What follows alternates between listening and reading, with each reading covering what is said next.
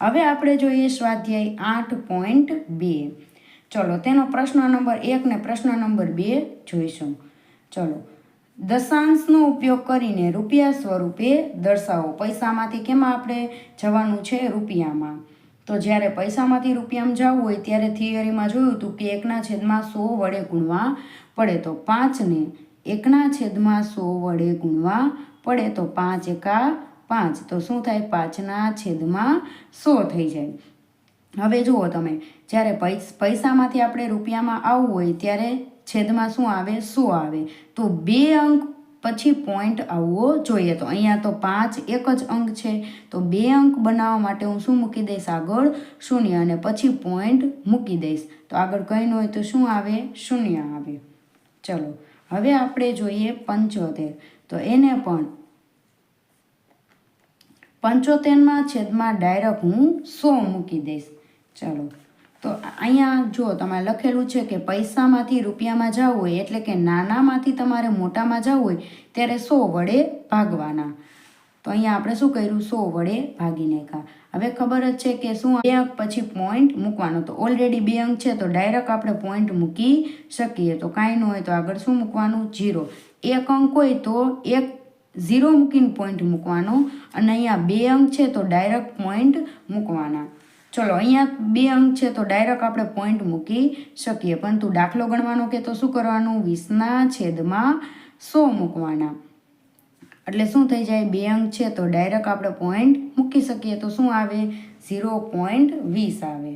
એવી જ રીતે આ દાખલામાં 50 રૂપિયા છે તેને આપણે ફેરવવાના નથી, પરંતુ અહીંયા 90 પૈસા છે ને એને આપણે રૂપિયામાં ફેરવવાના છે. તો 50ને આપણે પ્લસમાં લખી નાખવાના.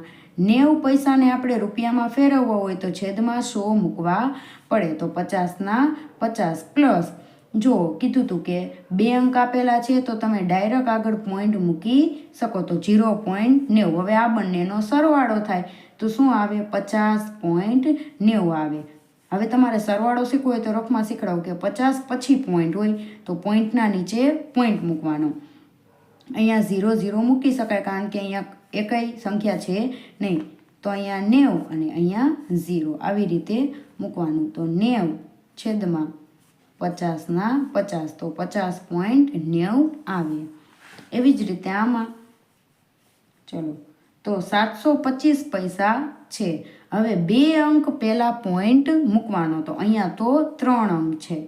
તો જુઓ, 725ના છેદમાં 100 તો 7.25, કારણ કે 2 અંક પહેલાં પોઈન્ટ મૂકવાનો. તો 7.25 રૂપિયા આવો જવાબ આવે. પાછળ તમારે બધામાં રૂપિયા લખવાના રહેશે. હવે આપણે જોઈએ પ્રશ્ન નંબર 2. દશાંશનો ઉપયોગ કરીને મીટર સ્વરૂપે દર્શાવવાનો. સેમીમાંથી કેમાં જવાનું?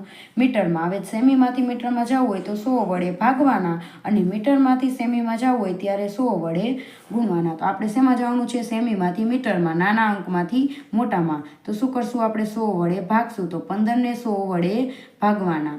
હવે છેદમાં શું છે? 2 શૂન્ય. તો 2 અંક પહેલાં પોઈન્ટ મૂકવાનો. તો ઓલરેડી 2 અંક તો છેદ 15, એના પહેલાં પોઈન્ટ મૂકવાનો. તો 0.15 આવે. 2 અંક હોય તો ડાયરેક્ટ પોઈન્ટ મૂકી દેવાનો. 1 અંક હોય તો 0 મૂકીને પછી પોઈન્ટ મૂકવાનો. અહીંયા 1 અંક છે જો, તો 6/100. તો અહીંયા આગળ 0 મૂકવો પડે ને પછી પોઈન્ટ મૂકવાનો, એટલે 2 અંક થઈ જાય. ચલો, તો 0.06 અહીંયા શું આવશે? મીટર. પાછળ શું તમારે લખવાનું? મીટર લખવાના. ચલો, અહીંયા 2 મીટર તો છે, 45 સેમીને આપણે મીટરમાં ફેરવવાના છે. તો 2/2 પ્લસ 45 સેમીને ફેરવો એટલે છેદમાં 100 મૂકવા પડે. 2 પ્લસ, જો 45 તો 2 અંક છે જ, તો ડાયરેક્ટ આપણે પોઈન્ટ મૂકી શકીએ. તો શું આવે જવાબ? 2.45. આપણે જોઈએ ડી. 9 મીટર આપેલા છે તો તેને આપણે પ્લસમાં લખવાના. 7 સેમીને આપણે મીટરમાં ફેરવવાના છે. તો 7ના છેદમાં શું મૂકવાનું? 100. હવે યાદ રાખવાનું કે 1 અંક હોય ત્યારે આપણે શું આગળ 0 મૂકવો પડે. એવી રીતે 2 અંક બનાવવાના અને પછી મૂકવાના. તો 0.07 થાય. તો આનો સરવાળો શું થાય? 9.07. તો આવી રીતે દાખલો આવશે. જ્યારે 2 અંક આપેલા હોય ત્યારે શું કરવાનું? ડાયરેક્ટ પોઈન્ટ મૂકી દેવાનો, અને 1 અંક આપેલો હોય તો આગળ 0 મૂકીને તમારે પોઈન્ટ મૂકવાનો. ચલો, હવે આમાં 3 રકમ આપેલી છે. 419ના છેદમાં મીટરમાં ફેરવવા માટે 100 મૂકશું. તો 2 અંક પહેલાં પોઈન્ટ મૂકવાનો, તો 4.19 મીટર આવો જવાબ આવશે. હવે હું તમને એક હોમવર્કમાં આપું, તમારે આનો જવાબ કમેન્ટમાં લખવાનો રહેશે.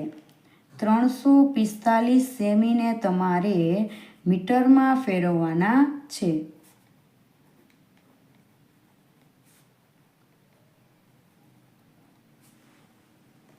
સ્વાધ્યાય 8.2નો પ્રશ્ન નંબર 1 અને પ્રશ્ન નંબર 2 કમ્પ્લીટ થાય છે.